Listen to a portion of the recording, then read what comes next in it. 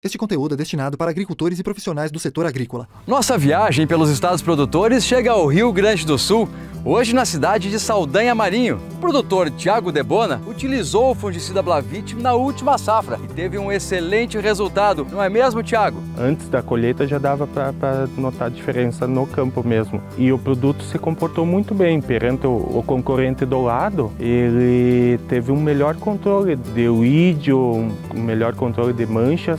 Blavit, a mais segurança no combate à ferrugem asiática e à mancha-alvo. Ele reúne em uma só ferramenta uma composição inovadora. O Blavit é uma ferramenta que veio para ficar. Quer se preocupar menos e produzir mais? Faça que nem o Thiago. Blavit, conveniência é se preocupar menos e produzir mais.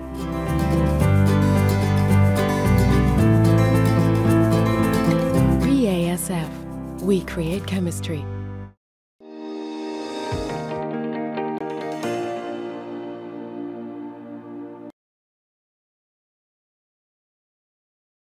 Olá, boa tarde a você que está conectado aqui com a gente no Notícias Agrícolas, esperando pelas informações de mercado.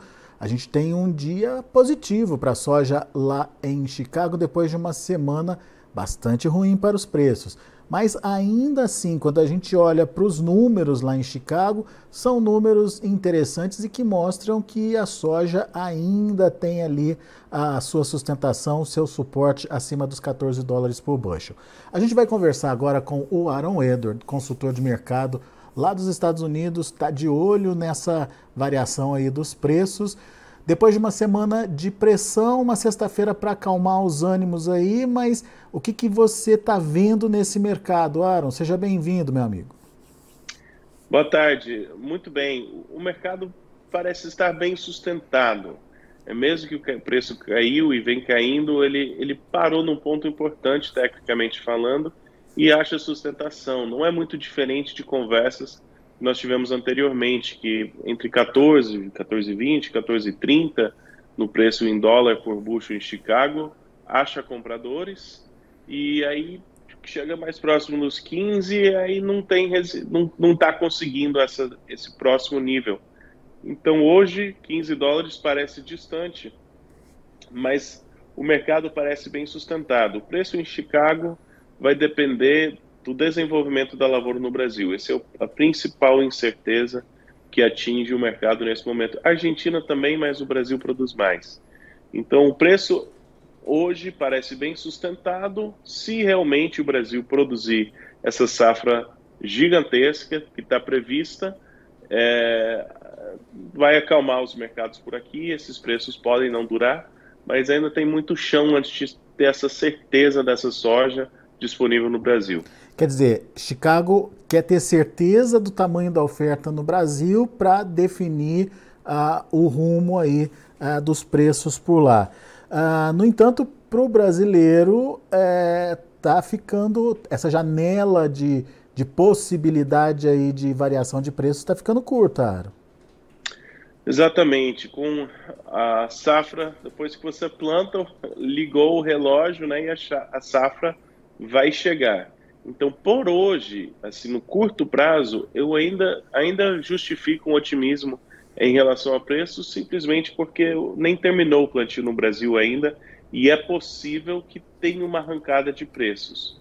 Dito isso, como você falou, essa janela de tempo vai ficando cada vez menor e cada semana que passa com mais certeza da safra brasileira é uma semana que essa janela vai encurtando e o potencial de preço vai reduzindo ou o espaço de tempo para ter esse otimismo vai ficando menor. E isso é um ponto, sim, que o produtor deve levar em consideração e eu até diria que tem levado em consideração, porque as grandes quedas que nós vimos em Chicago, elas foram motivadas, ou parece que a relação mais forte de quem estava vendendo era produtor brasileiro que via o câmbio favorável, aí vendia soja.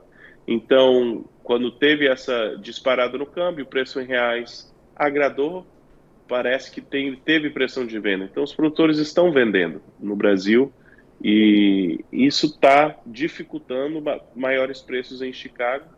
Isso é pressão, isso é pressão em Chicago também, né, Aaron, quando acontece isso? É pressão. Quando soja sobe e desce quando é comprador e vendedor. Então, a pergunta é quem que está vendendo, né? E os fundos têm mudado o tamanho da posição, mas não muito. Produtores nos Estados Unidos teve pressão de venda das safras, mas aí a subida que teve não semana passada, mas antes, para mim era sintoma que o produtor norte-americano estava ficando relutante em vender e o preço estava subindo, mas aí o câmbio, o real desvalorizou e o produtor brasileiro vendeu. Então é pressão de venda no mercado que está limitando maiores ganhos.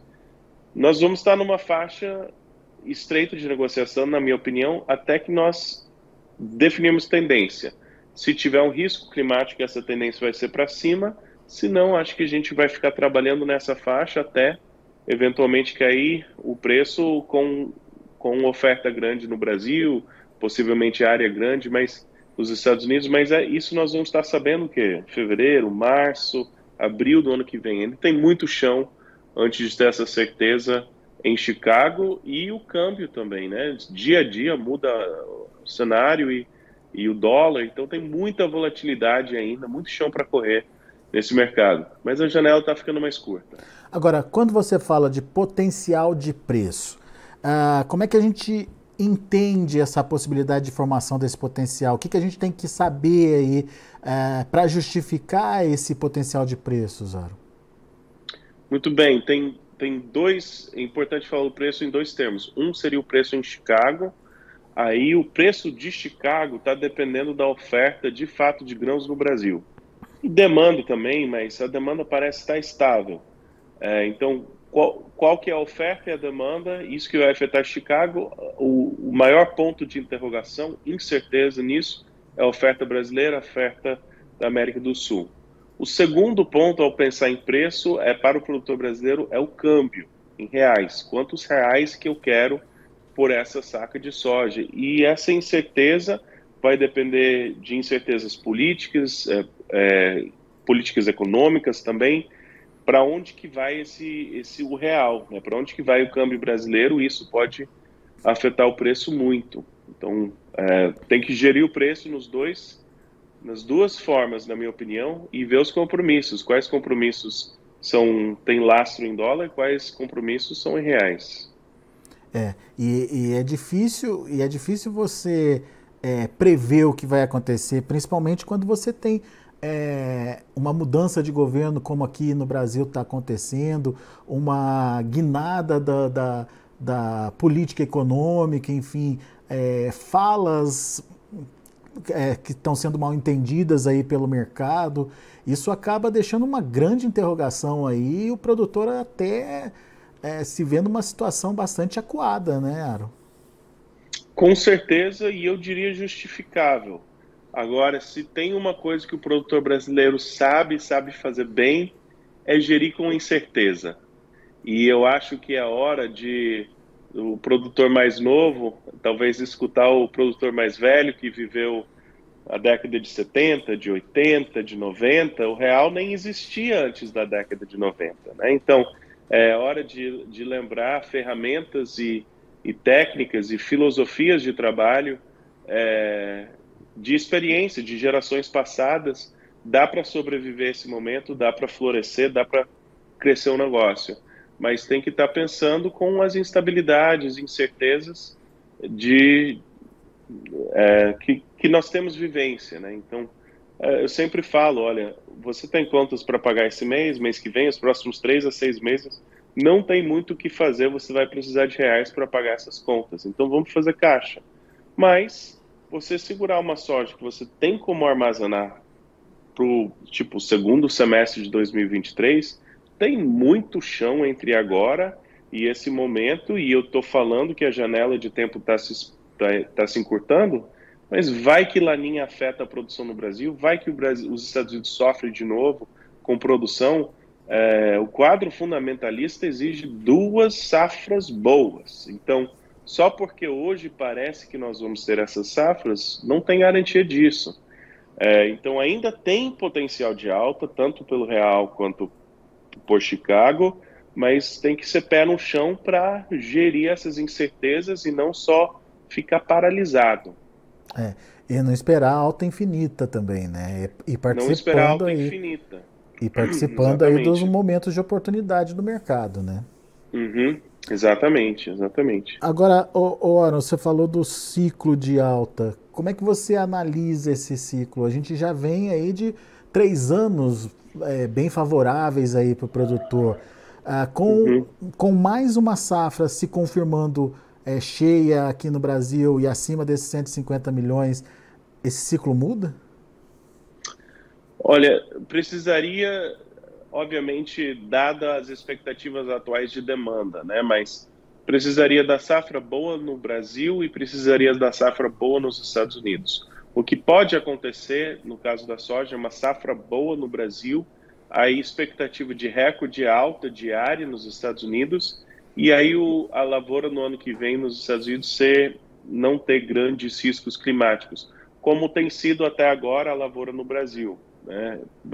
E aí sim, pode ser que logo, né, março, fevereiro, a gente já tem essas expectativas e o preço já começa a deslizar porque não tem mais essa pressão toda pelo comprador.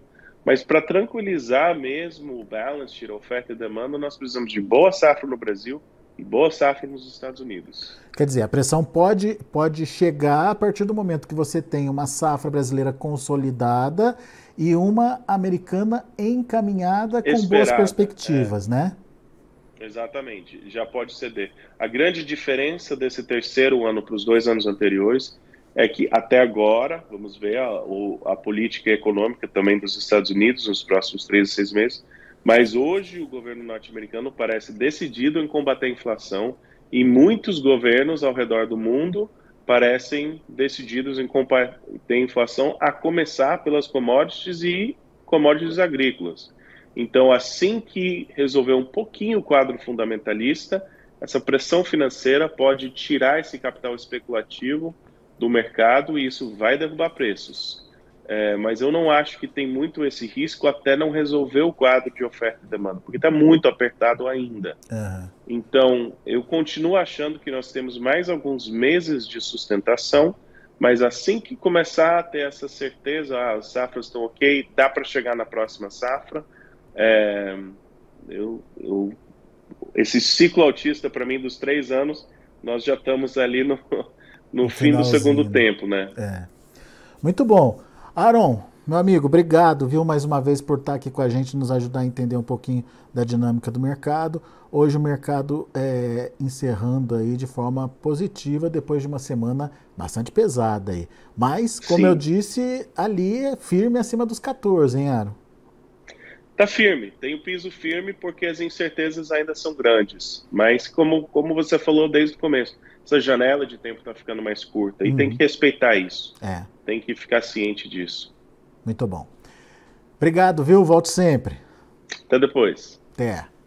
Tá aí, Aaron Edward, direto dos Estados Unidos, trazendo aí, fazendo, na verdade, uma análise sobre o mercado de grãos. Semana encerrando de forma positiva, na contramão aí do que a gente viu acontecer ao longo dos últimos dias, das últimas sessões.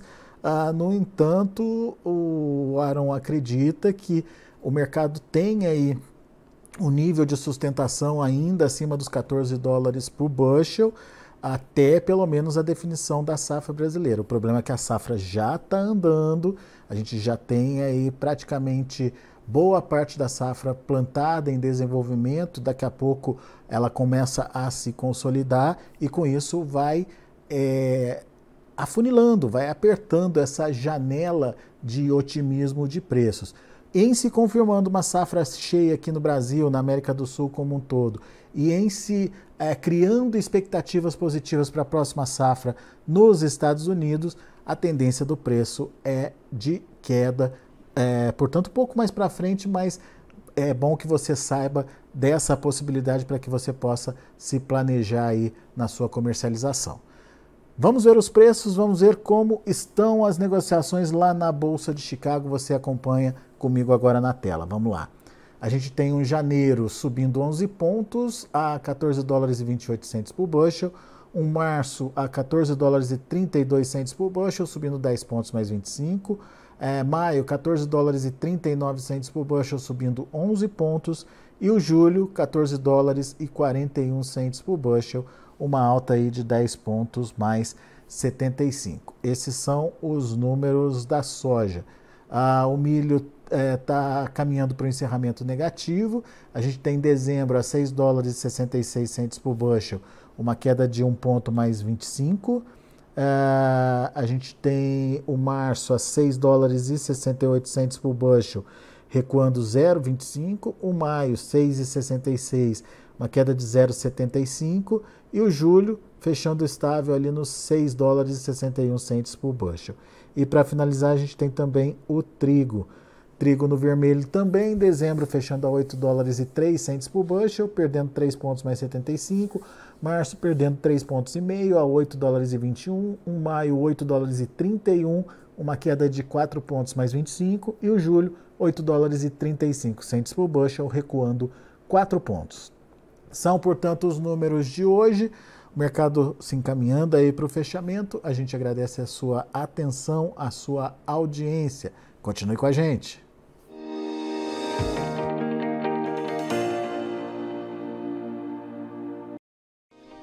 Se inscreva em nossas mídias sociais. No Facebook, Notícias Agrícolas. No Instagram, @Notícias Agrícolas. E em nosso Twitter, @Norteagri.